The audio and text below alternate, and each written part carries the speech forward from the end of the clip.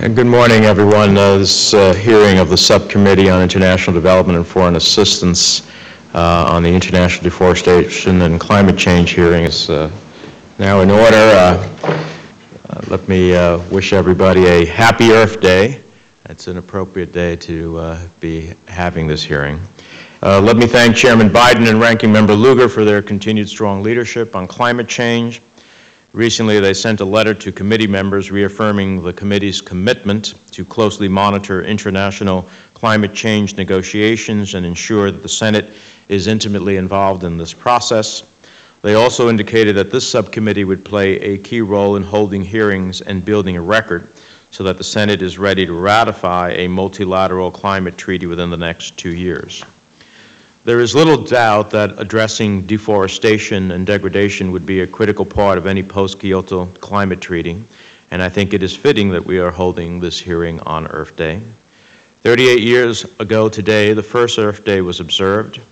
It has become a day to spark awareness and a day to remember the vast gifts this planet has given us. This global perspective is essential if we hope to solve our planet's climate crisis. In negotiating the post-Kyoto Treaty, we must all be cognizant of the challenges and opportunities different countries face in lowering their greenhouse gas emissions. There is no doubt that we must all protect U.S. interests, but our planet is in peril, and we're all going to have to work together to fix it. But what does working together look like in the context of a multilateral climate treaty? In my mind, it means at least three essential things. First, working together means the United States must be respectful of the fact that different countries face different circumstances, and therefore we cannot expect every country to commit to the same constraints on carbon that we do. Second, we must be prepared to help developing nations create the capacity needed to reduce their emissions and grow along a greener and clearer path. And third, we must hold every nation, including major emitting developing nations, accountable for implementing strong policies that will result in emissions reductions. Only through such a cooperative framework will we successfully negotiate a treaty that achieves the emissions reductions we need, but is able to be signed and ratified by developed and developing countries alike. Efforts to slow the rates of deforestation and degradation of tropical rainforests could prove to be the critical linchpin in this cooperative process. As Ambassador Eisenstadt will explore in more detail in his testimony, avoided deforestation was not covered by the Kyoto Treaty. Deforestation was not addressed in part because there was a real distrust in the capacity of forested nations to effectively enforce policies designed to protect tropical rainforests. This distrust was not unfounded. In 1990, there was an international effort to provide $1.5 billion to help Brazil reduce deforestation, yet from 1990 to 2004, the rate of deforestation doubled. Another reason Kyoto did not give credit for avoided deforestation was because it was nearly impossible at the time to monitor rates of deforestation. Fast forward to Bali, Indonesia. Avoided deforestation of tropical rainforests has become a major part of the framework for a post-Kyoto climate treaty. So what's changed? One thing that's changed is technology. As Dr. Gurney will testify, satellite technology has now advanced to the point where rates of deforestation can be measured more accurately and more quickly. However, this is an evolving field, and we need to be careful that our policy mechanisms do not get out in front of the technology needed to implement them. The world is also more committed to stopping deforestation because we have a fuller understanding of just how critical rainforests are to regulate the climate. We now understand that rainforest destruction accounts for 20% of global greenhouse gas emissions, and that the world's forests contain 50% more carbon than the entire atmosphere. Another reason attitudes have changed about including avoided deforestation in a climate treaty is the sense of opportunity.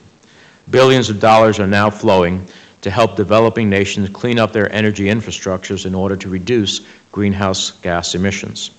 As Mr. Forrester will testify in more detail, developing nations with rainforests are now asking why they can't enjoy the same sort of financial support to reduce rates of deforestation. Simultaneously, many companies in developed nations are looking for ways to lower future compliance costs under a carbon-constrained economy. Tropical rainforest protection is seen as one of the cheapest ways to reduce greenhouse gas emissions. So perhaps market-based mechanisms where companies can gain carbon credits for investing in avoided deforestation projects could be part of a solution to our climate crisis. That said, there are many obstacles to creating a market-based forest protection system that will work. On Saturday, the New York Times had a piece that described quite well how difficult it has been for Brazil to protect large swaths of rainforests even when they commit tens of millions of dollars and hundreds of officials to the endeavor. Mr. Hayes will discuss some of these challenges in his testimony, including the challenge of leakage. If we allow companies to invest in an avoided deforestation project in a particular region, what prevents loggers from just moving to another section of the forest? The answer has to be that baselines of deforestation must be made for any country that hosts international deforestation projects, and that these nations and the holders of credits from projects in these nations must be held accountable for results. A market in carbon credits is only as strong as the market's confidence that the credits actually correspond to real carbon reductions. Finally, while these rainforests may be located within the boundaries of a given country, the consequences of their destruction is global. I look forward to hearing from the distinguished panel on all of these topics, and I hope we can all develop a deeper understanding of what must be done to protect the world's rainforests and what must be done to protect all of us from the destructive consequences of climate change.